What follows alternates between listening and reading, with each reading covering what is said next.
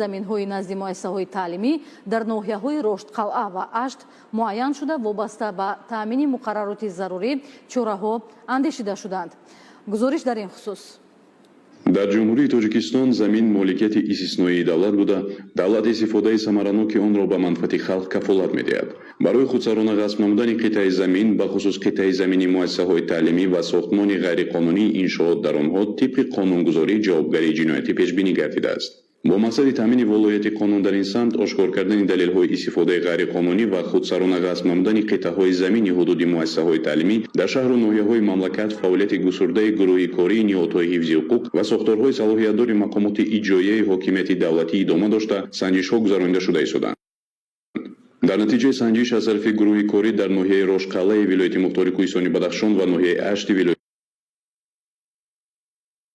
сухт ду ҳолати ғайриқонунии истифода намудани қитъаи замини муассисаҳои соҳаи маориф дар масоҳати 0,12 гектар ошкор гардид. чунончи сокини деҳаи Хичордеви ҷамоати деҳотӣ Қурбоналӣ Гадоалиеви ноҳияи Рошқалъа Қишқоров Шероз соли 2005 масоҳати 0,6 гектар қитъаи замини муассисаи таҳсилоти миёнаи умумии рақами 9 ноҳияро бо қарори собиқ раиси ноҳия ғайриқонунӣ соҳиб шуда мавриди истифода қарор додааст. дар натиҷаи санҷиш гурӯҳи кории прокуратураи ноҳияи Рошқалъа муайян карда шуд ки ин замин ба ман ғайриқонунӣ дода шуда буд. бинобар ин дар асоси амри прокуратураи ноҳияи Рошқалъа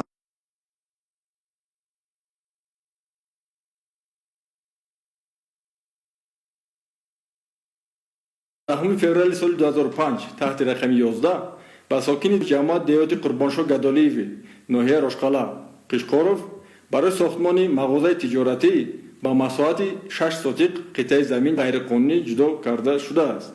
аз тарафи прокуратура барои бекор намудани қарори ғайриқонунӣ эътироз оварда шуда, дар асоси он қарори собиқ раиси ноҳия бекор карда шуда, замини ғайриқонунӣ дода шуда ба тавозуни муассисаи таълимии рақами 9 ноҳия баргардонида шуд. ҳамзамон аз тарафи гурӯҳи корӣ дар ноҳияи Ашти вилояти Сух низ ҳолати худсарона ғасб намудани қитъаҳои замини назди муассисаи таҳсилоти миёнаи умумии рақами 2 ба масоҳати умумии 0,6 гектар аз тарафи сокини ҷамоати шаҳраки Шайдон Қобилов Мансурҷон ошкор карда шуд. 6 сутуқ замине ки ба муассиса дахл дошт ва дарам гирифта ҳамина истифода барои истифода бурдан гирифта буд. лекин имрӯз мо 23 моҳи майи соли 2023 аз тарафи кормандони органҳои маъмурӣ ба мо омада фаҳмота дода шуданд ки ин замини мактаб бояд баргардонда шавад ба истифодаи мактаб. деворое ки гирифта маҳкам карда шудагӣ буд дар асоси амри прокурори ноҳияи Ашт мира вайрон карда ба муассиса баргардонда шуд.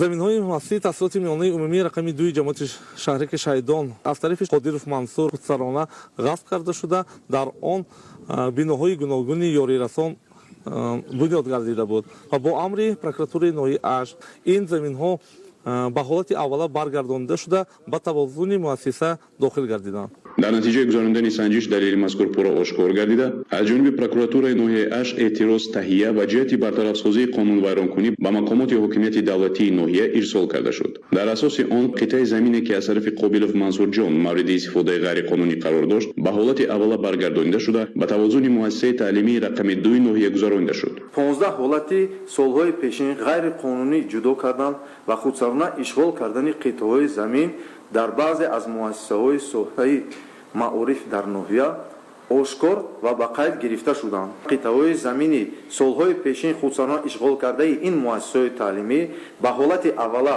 баргардонда шуда ба мувозинати муассисаҳои таҳсилоти миёнаи умумии соҳаи маориф бозпас ворид карда шуданд. шаҳрвандоне ки ҳанӯз қитъаи замини назди муассисаҳои таълимиро ғайриқонунӣ истифода мебаранд, ихтиёран бояд онро ба ҳолати аввала баргардонанд. дар акси ҳол нисбат ба онҳо тибқи қонунгузорӣ чораҳои дахлдор андешида мешавад.